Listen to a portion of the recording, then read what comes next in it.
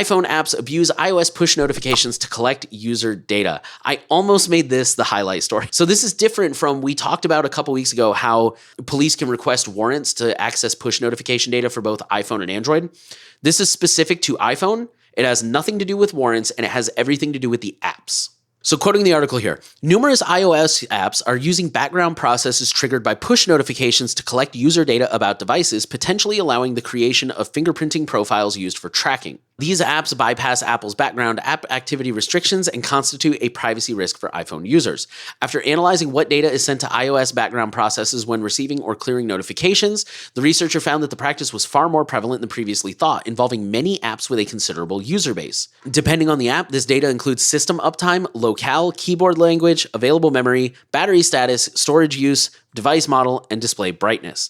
Apple will plug the gap and prevent further abuse of push notification wake-ups by tightening restrictions on using APIs for device signals. Until that happens, iPhone users who want to evade this fingerprinting should disable push notifications entirely. Unfortunately, simply making notifications silent will not prevent abuse.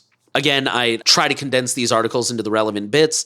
Basically, your apps, as you probably know, when push notifications are enabled, Apple has a system in place on the OS where these apps are allowed to wake up briefly, ping the server for any notifications, and then goes back to sleep. And if it finds anything, it pushes a notification to you.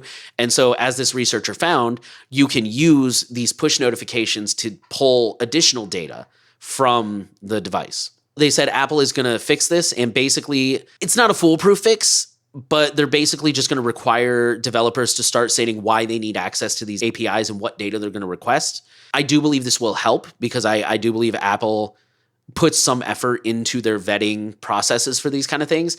However, I would not be surprised if some people find some ways around it and it's not foolproof. So I think it'll be better than nothing.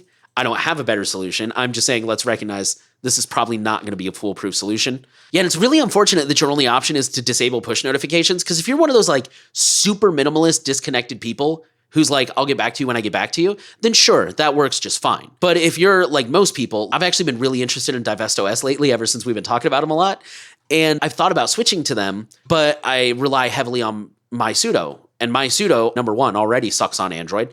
And number two, without MicroG, which Divest does not prefer to use, and because of the way it is implemented, it doesn't run constantly in the background. Basically, I wouldn't be guaranteed to always get notifications.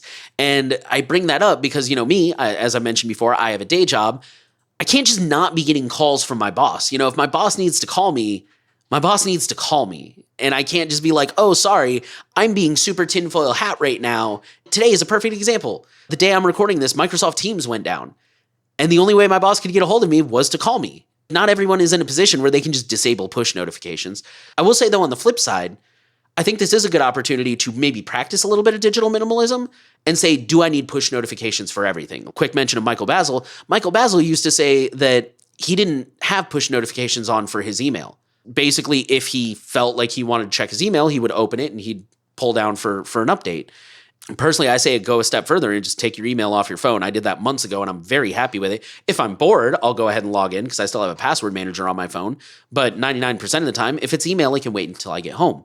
With all of these things, with whatever social media apps you're using, whatever, YouTube, PeerTube, I don't know if you can do PeerTube on iOS, but you know what I mean? I think this is a good opportunity for all of us to kind of ask, do these apps really need my attention 24/7? Even if I do have to use the app, and even if I do have to leave some push notifications on because, life, do I need every single app on my phone to ping me constantly and always tell me when there's an update? And I think the answer is probably for most of them, no.